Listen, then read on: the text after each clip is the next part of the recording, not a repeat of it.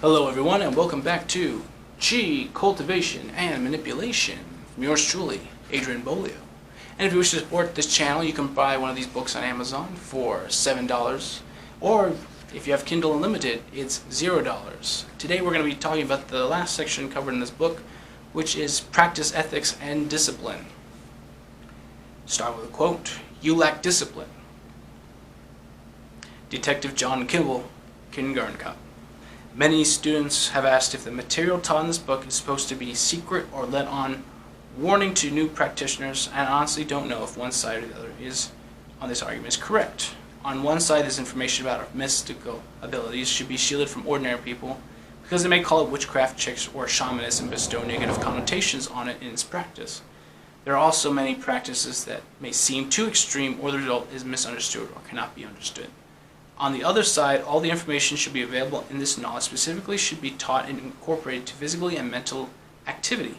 I lean towards spreading a knowledge versus censorship, mainly because this information is already guarded and great lengths have been taken to keep it hidden. I also believe that this information has the potential to change everyone's life for the better and to develop the human condition to its maximum capacity.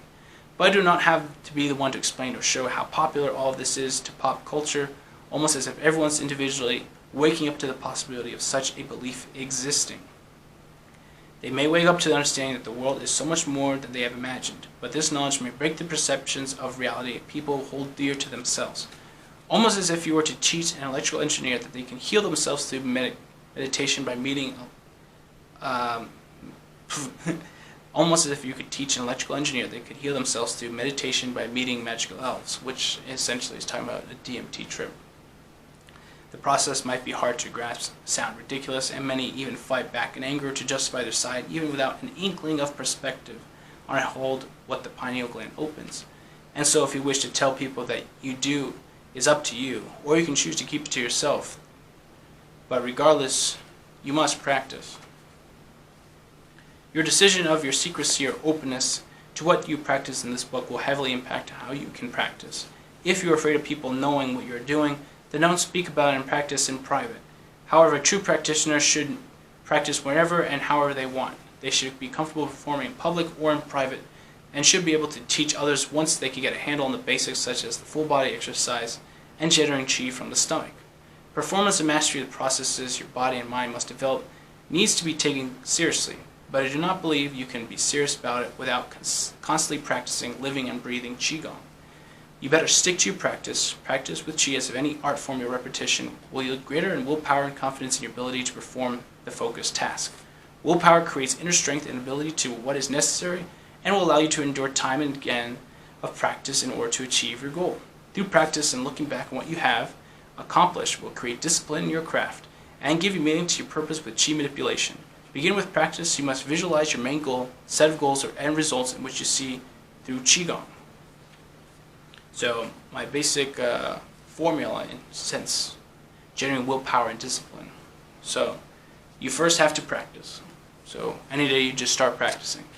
Practice leads to willpower. So willpower in itself, you realize that you do have the ability when you practice.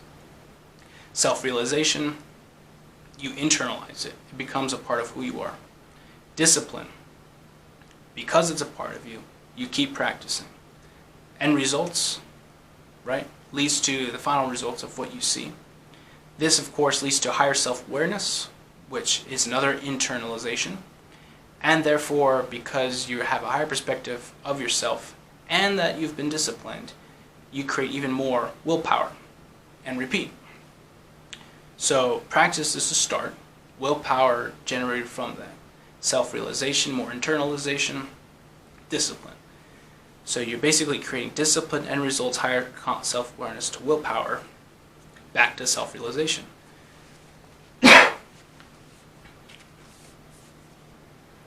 Part of this formula is to practice and discipline your abilities. The other part is self-realization and higher self-awareness. This is your own realization in your own newfound abilities and understand what you're capable of. Chi cultivation and manipulation is not the average sport or mental state that you carry yourself with. So any real progress is more or less exciting and noticeable. Because all of this is quite strange, it will seem weird when starting out, but as you practice and generate your own willpower, you will have success. Self-awareness is quite an important step into who you are, and being able to control chi or command will open up your unconscious notion that you hold a greater secret than others. You have abilities, secrets, new perceptions on life, and a great understanding of what humans are capable of doing. This is instrumental in your development as a person and chi practitioner. You're cultivating a state of mind and practice that will allow you to achieve anything in this world you set your mind to. But it's only through looking back on your inaptness or progress do you see how you've changed. It's only through struggling and hardship do you get to experience a glimmer of light, enough to make your own awareness aware of how everything in the world is possible with hard work, dedication, and direction. The hardships of enduring practice, discipline, but self-realization of progress is the happiness you must seek and look forward to. So self-realization, self-awareness, self-actualization, all these things play into creating a greater psyche, creating a better person of who you are. Another question that students always wonder is how long should they be practicing? I like to say up to them to take the journey as they see fit, but in actuality, it's more or less a habit that one must accommodate into their life. When starting out with chi detection, chi ping, and chi flow, I would suggest about 10 minutes a day, with half of that time practicing meditation and the other half using chi. But done so at least 3 times a day, so more frequent. This can be 3 times or more spaced out during the day altogether, or it should be add up to 30 minutes per day. So you want to be practicing every day upon that at the beginning. You also want to be easing your diet and exercise routine into this practice. Formulating the visual representation of what chi is and what it does, and taking the matter ahead very seriously. Because the cultivator, after achieving a good amount of success in chi, all includes meditation, chi detection, chi flow, full body tulpa exercises, and other chi practices. When you focus on expelling chi or manipulating it the same way, practice set with 5 minutes durations of concentration with a minute break in between sets. You want to repeat each exercise at least 3 to 5 times, which they take an initial 15 to 25 minutes of work. Therefore, the time you seriously practice with chi, or using willpower and discipline, will dramatically increase depending on the amount of exercises you wish to cover. Depending on how many routines you want to cover, it may take quite a while, or not so long at all. Here's an example of a normal day. So we start out with 2-minute stretches, 3 minutes of meditation, just initial meditation, full body tulpa 3 minutes, chi cultivation 2 minutes, chi cultivation to concentration arms 2 minutes, chi manipulation ball 5 minutes, concentrate back to arms, another minute break, back to the ball 5 minutes, break to arms. So what you're doing is you're creating the ball and then concentrate back into your arms. Creating the ball, concentrate back into your arms. 5 minutes on, 1 minute off, but essentially still concentrating. To the fingers to arms, arms to fingers, etc. Then start full body tulpa exercise, loosening muscles, stretching, and this session basically where you spend most of your time just concentrating a ball for 20 minutes or so. This will take roughly 57 minutes in total if you add the other extra challenges onto it as well. Once you be able to do this naturally, stretches should take 2 minutes, meditation and full body tulpa combined together, chi cultivation and concentrate to arms should only take you a couple minutes, and right there it cuts it down to only a 30-minute exercise. The important part of your discipline is to put in at least 30 minutes a day for practice for 5 to 7 times a week. You should set up a design time area and formality when conducting your practice in the best conditions.